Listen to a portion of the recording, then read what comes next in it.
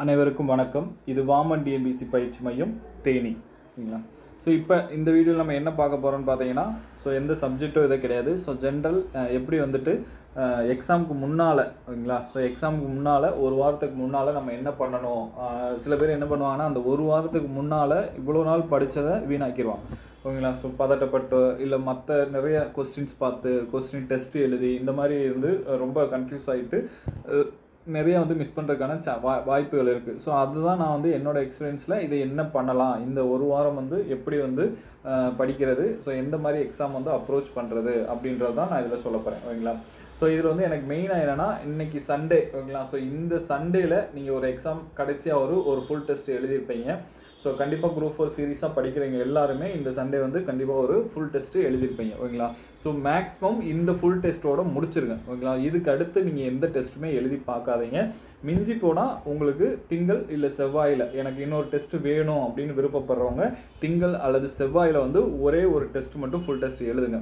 அதுக்கு அடுத்து கண்டிப்பாக நீங்கள் என்னென்னா புதன்கிழமையிலேருந்து எந்த டெஸ்ட்டுமே எழுதி பார்க்கக்கூடாது, ஓகேங்களா? டெஸ்ட்டு ஏன்னா உங்களுக்கு வந்து என்ன ஆகும் அப்படின்னா, டெஸ்ட்டு நீங்கள் எழுதும் போதுட்டு மார்க் நல்லா வந்துட்டால் ஓகே, மார்க் கொஞ்சம் கம்மியாச்சு அப்படின்னா உங்களோட கான்ஃபிடென்ட் லெவல் வந்து குறைய ஆரம்பிச்சிடும், ஓகேங்களா?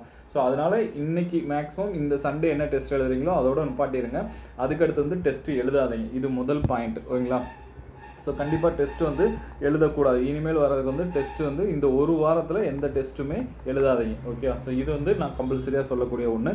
ஏன்னா அது வந்து உங்கள் கான்ஃபிடென்ட் லெவலை குறைக்கிறதுக்கான நிறைய வாய்ப்புகள் இருக்குது, ஓகேங்களா? ரெண்டாவது பாயிண்ட் வந்து டிஸ்கஷன், ஓகேங்களா? யாரோடையும் இந்த ஒரு வாரத்தில் எந்த சப்ஜெக்டையும் டிஸ்கஷன் பண்ணாதீங்க, ஓகேவா? இது வரைக்கும் நம்ம ஃப்ரெண்ட்ஸோடு சேர்ந்து படிச்சிருப்போம், 4 பேர் 5 பேர் மொத்தமாக உட்காந்து படிச்சிருப்போம். சப்ஜெக்ட்லேருந்து ஏதாவது நீங்கள் கேள்வி வைப்பீங்க, அவங்க பதில் சொல்லுவாங்க, அவங்க கேள்வி வைக்கும்போது நீங்கள் பதில் சொல்லுவீங்க. இந்த மாதிரி ஒரு டிஸ்கஷன்ஸ் வந்து உங்களுக்கு இருந்திருக்கும். இந்த ஒரு வாரத்தில் நீங்கள் யாரோடையும் எக்காரணத்தை கொண்டும் டிஸ்கஷன் பண்ணாதீங்க. ஏன்னா அவங்க அப்போ தான் புக்கை பார்த்துருப்பாங்க, பார்த்துட்டு வந்து அந்த கொஸ்டின் கேட்பாங்க. உங்களுக்கு கேட்கும்போது அந்த கொஸ்டினுக்கு ஆன்சர் தெரியாமல் இருக்கலாம். அப்போ உங்களுக்கு ஒரு என்ன வரும்னா, நம்ம இன்னும் நிறைய படிக்க வேண்டியது இருக்குது போலுக்கு, இன்னும் நம்ம நிறையா ஃபுல்லாக கவர் பண்ணலை, நம்மளுக்கு தெரியாத கொஸ்டின்ஸ்லாம் நிறையா இருக்குது அப்படின்ற மாதிரி உங்களுக்கு ஒரு செக்யூர் இல்லாமல் ஒரு கான்ஃபிடென்ட் லெவல் கம்மியாகிறதுக்கான வாய்ப்புகள் இருக்குது, ஓகேங்களா? அதனால் டிஸ்கஷனை வந்து மேக்ஸிமம் அவாய்ட் பண்ணுங்கள். யாரு கூடயும் டிஸ்கஷன் பண்ணாதீங்க. அதை தெளிவாக மைண்டில் ஞாபகம் வச்சுக்கோங்க, ஓகேங்களா? டிஸ்கஷன், நோ டிஸ்கஷன், யாரு கூடயும் பண்ணாதீங்க. அவங்களே வந்தாலும் எனக்கு வேண்டாம், என்கிட்ட எந்த கேள்வி கேட்காத அப்படின்றத நீங்கள் சொல்லி அனுப்பிடுங்க, ஓகேங்களா? சில பேர் என்ன செய்வாங்கன்னா, ஒரு இன்டென்ஷனோடய உங்கள்கிட்ட வந்து கேள்விகள் கேட்பாங்க. அவங்களுக்கு தெரிஞ்ச கொஸ்டின் எங்கேயாவது புதுசாக பார்த்துருப்பாங்க, அந்த கொஸ்டின் எடுத்துகிட்டு வந்து உங்கள்கிட்ட கொஸ்டின் கேட்பாங்க. அப்போ அதுக்கு ஆன்சர் உங்களுக்கு தெரியாது. அப்போ உங்களோட கான்ஃபிடென்ட் லெவல் இன்னும் நம்ம சரியாக படிக்கலையோ, ஏன்னா நீங்கள் நல்லாவே படிச்சிருப்பீங்க, எல்லாமே கவர் பண்ணியிருப்பீங்க. பட் அவங்க கேட்குற கொஸ்டின் வச்சு உங்கள் மைண்ட் வந்து இன்னும் நம்ம நல்லா படிக்கலை அப்படின்றத முடிவு பண்ணும், ஓகே? அந்த மாதிரி டிஸ்கஷன் எங்கேயுமே பண்ணாதீங்க, பண்ணக்கூடாது, ஓகே? அந்த ஒரு வாரத்தில் எந்த இதுவுமே பண்ணாதீங்க. அதுக்கடுத்து என்னென்னு பார்த்தீங்கன்னா, புதுசாக எதையுமே படிக்காதீங்க, ஓகே? நியூவாக என்ன இருக்கோ, ஓகே? இப்போது ஆல்ரெடி உங்கள்கிட்ட என்ன படிச்சிங்களோ அதை மட்டும் படிங்க. நியூ சப்ஜெக்ட் எதையுமே தொடாதீங்க. நியூ டாப்பிக்கோ சப்ஜெக்டோ எதையுமே படிக்காதீங்க, ஓகேவா? நம்மகிட்ட கையில் வந்து என்ன மெட்டீரியல் நம்ம ஃபாலோ பண்ணி படித்தோமோ, கிளாஸ் நோட்ஸு, இது வரைக்கும் டெஸ்ட்டு எழுதுனது, நம்மளோட புக்கு, ஸ்கூல் புக்ஸு, இது மட்டும் ஆல்ரெடி படித்த டாபிக் மட்டும் ரிவிஷன் பண்ணுங்கள் இந்த ஒரு வாரத்தில். அதை மட்டும் இப்போ கிளாஸ் நோட்ஸ் நம்மளுக்கு ஆல்ரெடி கையில் எல்லா சப்ஜெக்ட்டுமே ஓரளவுக்கு வச்சுருப்பீங்க. அதெல்லாம் எடுத்து பேஜ் பை பேஜாக ரிவிஷன் பண்ணுங்கள். ஒரு ஷெடியூல் போட்டு ஒவ்வொரு நாளும் இவ்வளோ நாள் படிக்கணும்னு சொல்லிட்டு ரிவிஷன் பண்ணுங்கள், ஓகேவா? அந்த மாதிரி ஷெடியூலில் வந்து ரிவிஷன் பண்ணிக்கிட்டே இருங்க. அது போக நீங்கள் இது வரைக்கும் ஃபுல் டெஸ்ட் எழுதுனீங்க இல்லையா, ஒரு 5 டெஸ்ட்டோ 10 டெஸ்ட்டோ ஒரு ஃபுல் டெஸ்ட் எழுதியிருப்பீங்க. அந்த ஃபுல் டெஸ்ட்லாம் எடுத்து திரும்ப எந்த மாதிரி கொஸ்டின் கேட்டிருக்காங்க, நம்ம எப்படி ஆன்சர் பண்ணியிருக்கோம், எங்கே தப்பு பண்ணியிருக்கோம், எந்த இடத்துல வந்து இந்த கொஸ்டின் கஷ்டமாக இருக்குது, இந்த மாதிரி கொஸ்டின் வந்தால் நம்ம கொஞ்சம் கஷ்டப்படுறோம், இதை வந்து எப்படி எழுதலாம், எப்படி அப்ரோச் பண்ணலாம் அப்படின்ற மாதிரி கொஸ்டினை வந்து அனலைஸ் பண்ணிக்கிட்டே இருங்க. அட்லீஸ்ட் டெய்லி ஒரு கொஸ்டின் எடுத்து அந்த கொஸ்டினை வந்து அனலைஸ் பண்ணுங்கள். ஜஸ்ட் கொஸ்டினை மட்டும் பார்த்துட்டு இது எப்படி கேட்டிருக்காங்க, எந்த மாதிரி கேட்டிருக்காங்க, நமக்கு இதை எப்படி ஆன்சர் பண்ணணும், ஒரு தெரியாத கொஸ்டின் நீங்கள் ஆன்சர் பண்ணியிருக்கலாம். அது எப்படி நம்ம அந்த இடத்துல ஆன்சர் கொடுத்தோம் அப்படின்றத நீங்கள் யோசிக்கணும், ஓகே? இந்த மாதிரி கொஸ்டினை வச்சு அனலைஸ் பண்ணிங்கன்னா அங்கே போய் நீங்கள் கொஸ்டினை வச்சு அனலைஸ் பண்ணி போகிறதுக்கு ரொம்ப யூஸ்ஃபுல்லாக இருக்கும், ஓகே? அது இந்த ஒரு வாரத்தில் நீங்கள் அந்த மாதிரி கொஸ்டினை இது வரைக்கும் எழுதுனா ஃபுல் டெஸ்ட் கொஸ்டினை வந்து அனலைஸ் பண்ணுங்கள், ஓகே? புதுசாக எந்த டெஸ்ட்டும் எழுதாதீங்க. அதேமாதிரி புதுசாக எந்த கொஸ்டினும் வாங்கியும் அனலைஸ் பண்ணாதீங்க. இப்போ இது வரைக்கும் நீங்கள் ஃபுல் டெஸ்ட் எத்தனை எழுதிருக்கீங்களோ அதை வாங்கி அனலைஸ் பண்ணுங்கள். ஸோ அதுலேருந்து உங்களுக்கு நிறைய விஷயங்கள் கேதர் பண்ண முடியும். ஓகே, இதில் இந்த மாதிரி கொஸ்டின் நீங்கள் அனலைஸ் பண்ணால் தான் உங்களால் என்ன பண்ண முடியும்னா, இந்த கேர்லெஸ் மிஸ்டேக்கில் ஒரு 2 கொஸ்டின் 3 கொஸ்டின் தப்பு விடுறோம் பார்த்தியா, அவசரத்தில் போடுறது, சரியாக கொஸ்டின் படிக்காமல் புரிஞ்சுக்கிறாமல் ஆன்சர் பண்ணுறது, இந்த மாதிரி தப்பெல்லாம் அங்கே அவாய்ட் பண்ண முடியும் இந்த கொஸ்டினை அனலைஸ் பண்ணுறதுனால. ஓகேவா? ஸோ இதை வந்து தெளிவாக புரிஞ்சுக்கோங்க. இந்த 3 பாயிண்ட்டு இந்த ஒரு வாரத்தில் மெயின்டைன் பண்ணுங்கள். ஸோ இது போக என்ன பண்ணணும் அப்படின்னா, நீங்கள் படிக்கிறது நான் சொன்ன மாதிரி நம்ம கையில் இருக்க சோர்ஸ் என்ன நீங்கள் ஆல்ரெடி படிச்சீங்களோ அந்த மெட்டீரியலை மட்டும் படிங்க. அந்த சோர்ஸு அந்த மெட்டீரியல் மட்டும் கையில் வச்சு படிங்க. கொஸ்டின் பேப்பரை ரிவிஷன் பண்ணுங்கள். ஸோ அது போக current affairs, daily current affairs எடுத்து பாருங்கள். மந்த் வைஸாக என்னென்ன நம்ம இது வரைக்கும் நீங்கள் என்ன கரண்ட் அஃபேர்ஸ் படிச்சீங்களோ அந்த கரண்ட் அஃபேர்ஸ் பூரா ரிவிஷன் பண்ணுங்கள். அதே மாதிரி மேக்ஸும் டெய்லி அட்லீஸ்ட் ஒரு 20-25 சம்மாவது நீங்கள் டெய்லி போட்டு பார்க்கணும். ஓகேவா? ஸோ மேக்ஸை பொறுத்த வரைக்கும் உங்களுக்கு என்ன வரும், அதில் வந்துட்டு டைம் மேனேஜ்மெண்ட்டு தான் ரொம்ப முக்கியம். ஓகேவா? ஸோ டைம் அதிகமாக மேக்ஸுக்கு எடுத்துக்கக்கூடாது. எடுத்துக்கிட்டிங்கன்னா ஜிஎஸ்சில் கஷ்டப்படுவீங்க. ஸோ அதனால் மேக்ஸு டெய்லி டச் இருந்துகிட்டே இருக்கணும்.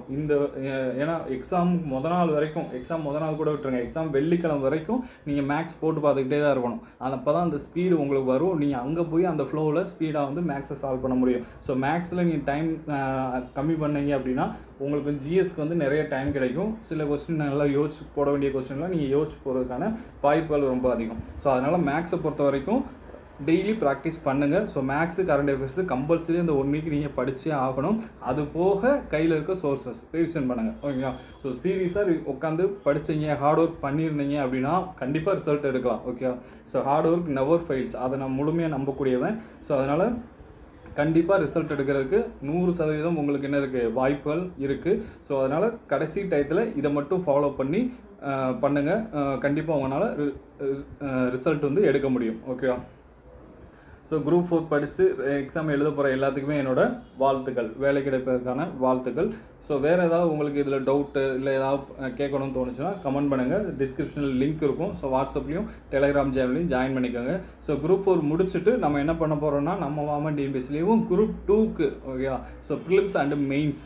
ஸோ மெயின்ஸ் வந்து குரூப் 2 குரூப் 2A தனித்தனியாக பிரிச்சுக்காங்க இல்லையா. ஸோ அது ரெண்டும் தனித்தனி மெயின்ஸு ப்ளஸ் ப்ரிலிமினரிக்கு வந்துட்டு நம்ம கிளாஸஸ் ஆரம்பிக்க போகிறோம். மெயின்ஸ்க்கு வந்து டெஸ்ட்டு கண்டினியூஸாக வாரம் உங்களுக்கு டெஸ்ட் இருக்கிற மாதிரி நடக்க போகுது. ஸோ அது உங்களுக்கு தேவை அப்படின்னாலும் நீங்கள் இந்த குரூப்பில் ஜாயின் பண்ணிவிட்டு மெசேஜ் பண்ணிங்கன்னா அந்த கிளாஸஸ் அண்ட் டெஸ்ட்லையும் நீங்கள் ஜாயின் பண்ணிக்கலாம். ஸோ இப்போ இருந்தே அதாவது குரூப் 2 வந்துட்டு என்னென்னா மெயின்ஸ் சிலபஸ் இப்போ கொஞ்சம் பார்த்தீங்கன்னா கொஞ்சம் ஹெவியாக இருக்குது. ஸோ அதனால் நீங்கள் ப்ரிலிமினரி கால்ஃபார் வர்றதுக்கு முன்னாலேயே மெயின்ஸ்க்கு ஒரு 1 or 2 யூனிட்ஸ் படித்து வச்சுட்டீங்க அப்படின்னா நீங்கள் ப்ரிலிம்ஸை முடிச்சுட்டு மெயின்ஸ் போகும்போது கொஞ்சம் ஈஸியாக இருக்கும். ஓகே, ஸோ அதை மீன் பண்ணி தான் நான் வந்து இப்போவே உங்களுக்கு குரூப் 4 முடிஞ்சு 1 or 2 வீக்ஸ்லேயே உங்களுக்கு குரூப் 2 மெயின்ஸுக்கும் ப்ரிலிமினரிக்கும் சேர்த்தே கிளாஸஸ் ஆரம்பிக்கிற மாதிரி இருக்கும். ஸோ உங்களுக்கு தேவைப்பட்டுச்சு அப்படின்னா நீங்கள் தாராளமாக வந்து ஜாயின் பண்ணிக்கலாம். ஸோ இந்த வீடியோ உங்கள் குரூப் 4 அட்டன் பண்ணுற எல்லாருக்கும் ஷேர் பண்ணுங்கள். ஸோ அவங்களுக்கு கொஞ்சம் யூஸ்ஃபுல்லாக இருக்கும். ஸோ கடைசி டயத்தில் பதட்டப்படாதீங்க.